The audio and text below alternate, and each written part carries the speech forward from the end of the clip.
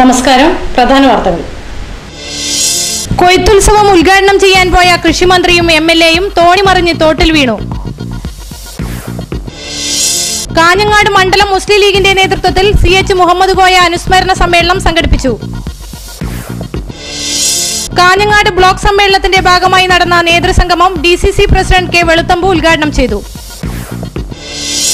Red star arts and sports ക്ലബിന്റെ നേതൃത്വത്തിൽ സഖാവ് KC വിശ്വംഭരന്റെ 6ാം ചരമവാർഷിക ദിനവും സ്മാരക ഹാൾ ഉദ്ഘാടനവും പടന്നക്കാട് ഒഴിഞ്ഞവളപ്പിൽ വെച്ച് നടന്നു.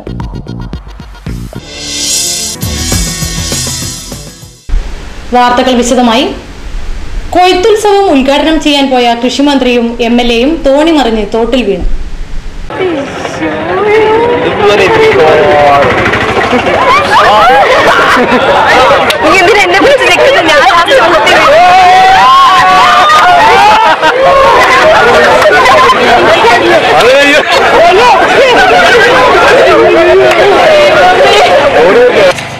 വളരെയധികം സന്തോഷത്തോടുകൂടി കൈപ്പാട് നിലയങ്ങളുടെ കൊയ്ത്തുത്സവം നിർവഹിച്ചതായി ആദ്യമായിട്ട് അറിയിക്കണം.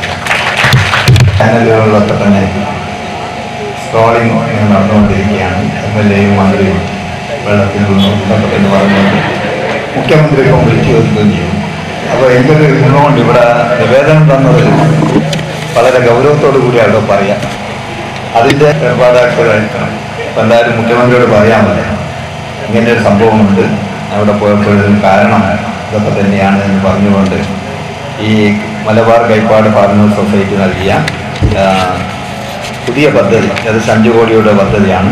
അതെന്തായാലും ആദ്യത്തെ ഗഡു എന്ന നിലയിൽ 2,65,00,000 രൂപയുടെ പദ്ധതിക്കുള്ള അംഗീകാരം 19-ാം തീയതി നടക്കുന്ന ഇതിൻ്റെ എംപവർമെന്റ് കമ്മിറ്റി ഉണ്ട്. ആ കമ്മിറ്റി തീർക്കുകയും 100% പാസ്സാക്കിയെടുക്കും എന്ന് ഞാൻ പഴയങ്ങാടിക്കടുത്ത് ഏഴോ മൂലയിൽ കൈപ്പാട് കൊയ്ത്തുത്സവം ഉദ്ഘാടനം ചെയ്യാൻ പോയ മന്ത്രി KP Mohanan, Kalliasseri MLA TV Rajesh, Ezhome ഗ്രാമപഞ്ചായത്ത് പ്രസിഡന്റ് CV കുഞ്ഞിരാമൻ എന്നിവരാണ് അപകടത്തിൽപ്പെട്ടത്. ഇവർക്കൊപ്പം ഒരു വനിതാ മെമ്പറും ഉണ്ടായിരുന്നു. പാടശേഖരത്തിൽ മുട്ടോളം വെള്ളമുള്ളതിനാലാണ് മന്ത്രിക്കും സംഘത്തിനും കയറാൻ തോണി കൊണ്ടുവന്നത്. തോണി എത്തിയതോടെ മന്ത്രിയുടെ കൂടെ ചാടിക്കയറാൻ നിരവധി പേരെത്തി. 5 പേർക്ക് കയറാവുന്ന തോണിയിൽ ഒരു സ്ത്രീയടക്കം 11 പേരാണ് കയറിയത്. അല്പദൂരം മുന്നോട്ടു പോയ തോണി തലകീഴായി മറിയുകയായിരുന്നു. ഇവരെ കരയ്ക്കു കയറ്റാൻ നാട്ടുകാർ എത്തിയപ്പോഴേക്കും മന്ത്രിയും MLAയും പരസഹായമില്ലാതെ കരപറ്റി. പരിസരത്തെ വീട്ടിൽ കയറി വസ്ത്രം മാറിയ ശേഷം കൊയ്ത്തുത്സവം ഉദ്ഘാടനം ചെയ്താണ് മന്ത്രി മടങ്ങിയത്.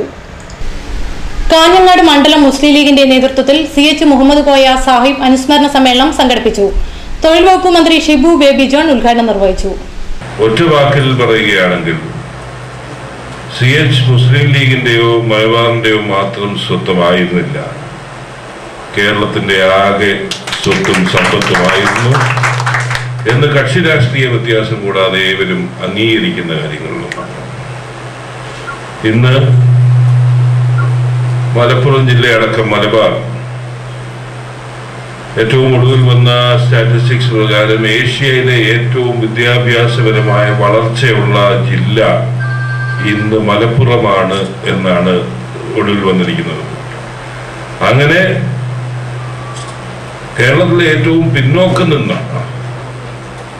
പ്രദേശം ഇന്ന് ഏഷ്യയിലെ ഏറ്റവും വളർച്ച കൈവരിക്കുന്ന നിലയിലേക്കുള്ള മാറ്റം വന്നിട്ടുണ്ടെങ്കിൽ അതിൻ്റെ പ്രഥമ ഉത്തരവാദിത്വം CH മുഹമ്മദ് കോയയിൽ നിന്നാണ് എന്ന് നമുക്ക് കാണാൻ സാധിക്കും.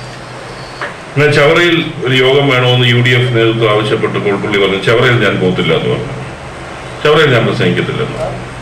എന്നാൽ ചവറയിലെ ഐക്യജനാധിപത്യ മുന്നണിയുടെ അന്ന് ഞങ്ങൾ LDFിലാണ്. UDFിന്റെ പ്രവർത്തകരെല്ലാം കൂടെ, പ്രത്യേകിച്ച് തേവലക്കര എന്ന് പറയുന്ന ഒരു പഞ്ചായത്ത്, എൻ്റെ പിതാവിന് ഏറ്റവും സ്വാധീനമുള്ള മുസ്ലിം ഡോമിനേറ്റഡ് ആ ഒരു പഞ്ചായത്തിൽ CHന്റെ ഒരു യോഗം അവർ തീരുമാനിച്ചു. ദേശീയപാതയിൽ നിന്നൊരു 4 കിലോമീറ്റർ ഉള്ളിലേക്ക് പോകണം. അവർ തീരുമാനിച്ചു. ആയിരക്കണക്കിന് ആൾക്കാർ CHന്റെ ഒന്ന് കേൾക്കാൻ വേണ്ടി തടിച്ചുകൂടി കിടക്കുന്ന ഒരു പശ്ചാത്തലം. CH ദേശീയപാതയിൽ കൂടെ വരുന്നു. ഇവരെല്ലാവരും തന്നെ ദേശീയപാതയിൽ ചെന്ന് നിലയുറപ്പിച്ച് കൈ കാണിച്ച് വണ്ടി നിർത്തി CHന്റെ കാറ് മുന്നോട്ട് വിടില്ല എന്ന് പറഞ്ഞു. CH തേവലക്കരയിൽ പ്രസംഗിക്കാതെ പോകാൻ അനുവദിക്കില്ല, ഐക്യ മുന്നണിയുടെ നേതാവ് എന്നുള്ള നിലയിൽ പ്രസംഗിച്ചേ പറ്റൂ എന്ന് പറഞ്ഞു. CH പറഞ്ഞു ഞാൻ വരുന്ന പ്രശ്നമില്ല, ഞാൻ പ്രസംഗിക്കുന്ന പ്രശ്നമില്ല.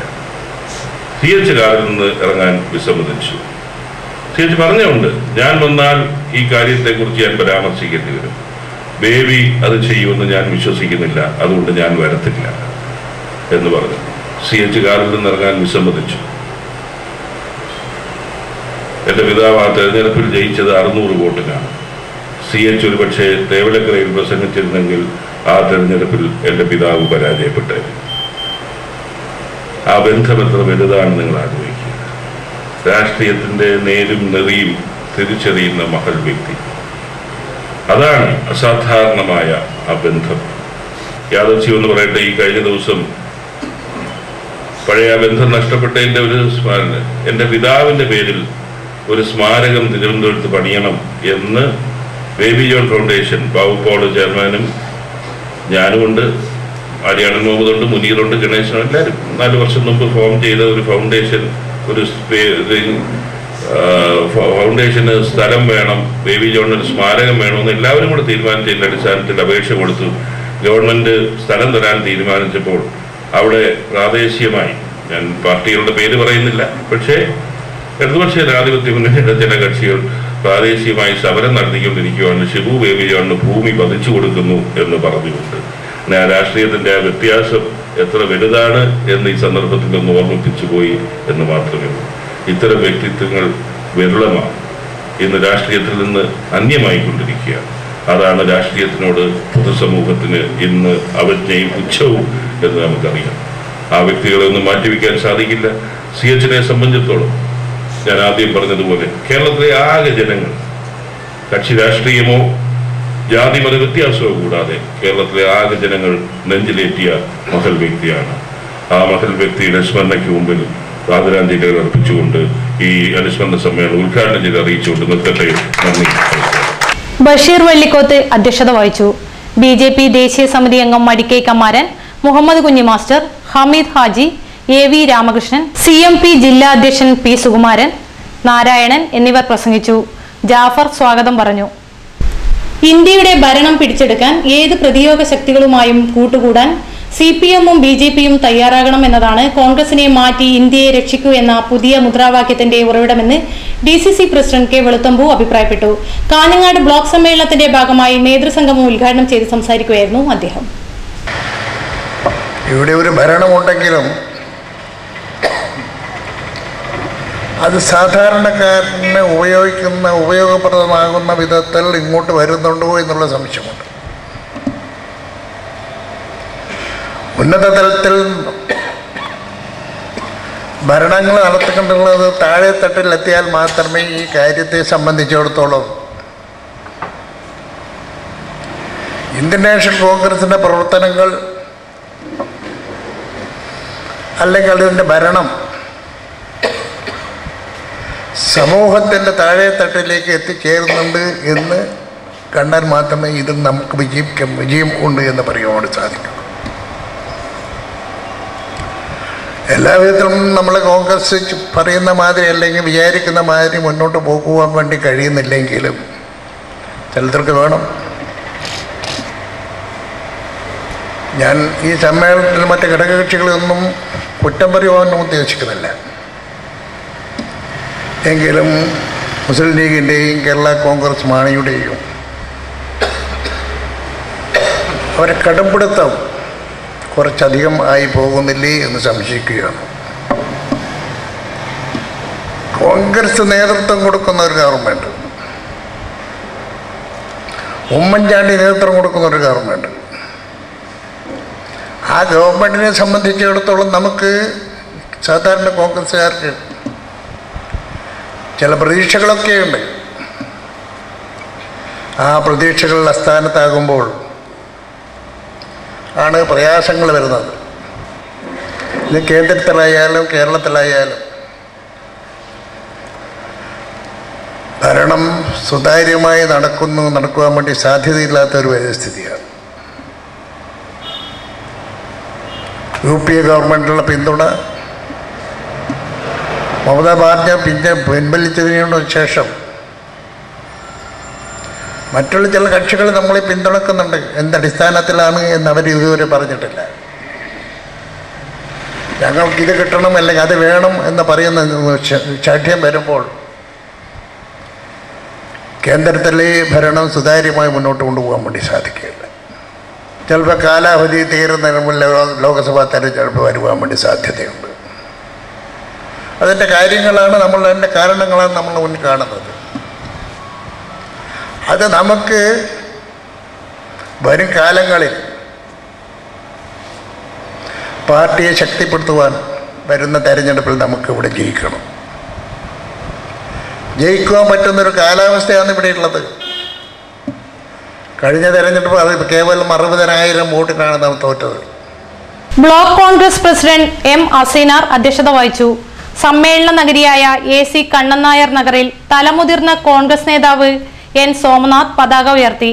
KPCC നിർവാഹക സമിതി അംഗങ്ങളായ advocate CK Sreedharan, advocate MC Jose, DCC general secretary advocate KK Narayanan, നഗരസഭാ vice chairman Prabhakaran Vazhunnoradi, DCC നിർവാഹക സമിതി അംഗങ്ങളായ V ഗോപി, DV ഭാവനൻ എന്നിവർ പ്രസംഗിച്ചു. ബ്ലോക്ക് ജനറൽ സെക്രട്ടറിമാരായ P സരോജ സ്വാഗതവും CH സുബൈദ നന്ദിയും പറഞ്ഞു. Red star arts and sports ക്ലബിന്റെ നേതൃത്വത്തിൽ സഖാവ് KC വിശ്വംഭരന്റെ 6ാം ചരമവാർഷിക ദിനവും സ്മാരക ഹാൾ ഉദ്ഘാടനവും ഒഴിഞ്ഞവളപ്പിൽ വെച്ച് CPIM സംസ്ഥാന കമ്മിറ്റി അംഗം MV ജയരാജൻ നിർവഹിച്ചു.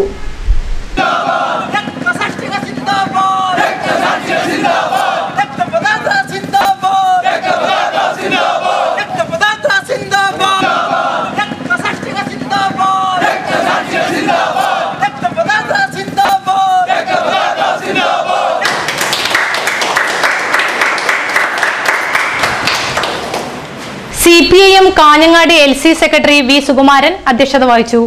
ക്ലബ്ബ് സെക്രട്ടറി അനിൽ OV സ്വാഗതവും ജയശ്രീ നന്ദിയും പറഞ്ഞു. CPIM കാഞ്ഞങ്ങാട് ഏരിയ കമ്മിറ്റി അംഗം TV കരിയൻ അനുസ്മരണ പ്രഭാഷണം നടത്തി. CPIM ജില്ലാ secretary KP Satheesh Chandran, Rajamohan Nileshwaram, local committee അംഗം HK അമ്പാടി എന്നിവർ സംസാരിച്ചു. ആയുർവേദം പ്രകൃതി കനിഞ്ഞു നൽകിയ ജീവനൌഷധങ്ങളാൽ മാനവരാശിക്ക് രോഗദുരിതങ്ങളില്ലാതെ കഴിയുന്നതിനുള്ള ജീവന മന്ത്രം. ധാര, ഉഴിച്ചിൽ, പിഴിച്ചിൽ, ഇലക്കിഴി, നവരക്കിഴി, പഞ്ചകർമ്മ മുതലായ ആധികാരിക ചികിത്സകൾ. കൂടാതെ നിങ്ങളെ അലട്ടുന്ന ഏത് രോഗങ്ങൾക്കും ശാശ്വത പരിഹാരം. സുഖപ്രദമായ പരിചരണം. പാരമ്പര്യം ചോർന്നു പോകാതെ അത്യാധുനിക സജ്ജീകരണങ്ങൾ. വിപുലമായ ഫാർമസി. ശാന്തമായ അന്തരീക്ഷം. വിശാലമായ പാർക്കിംഗ്. പ്രകൃതി ജീവനത്തിനിണങ്ങിയ ഭക്ഷണശാല.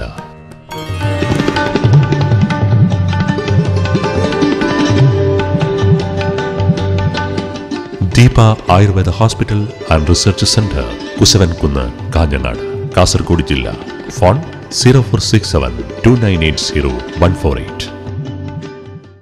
വാർത്തകൾ തുടരുന്നു.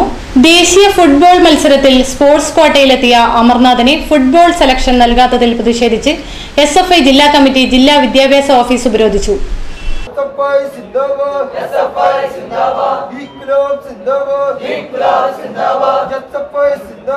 ഉപരോധ സമരം SFI ജില്ലാ സെക്രട്ടറി ശാലു മാത്യു ഉദ്ഘാടനം ചെയ്തു.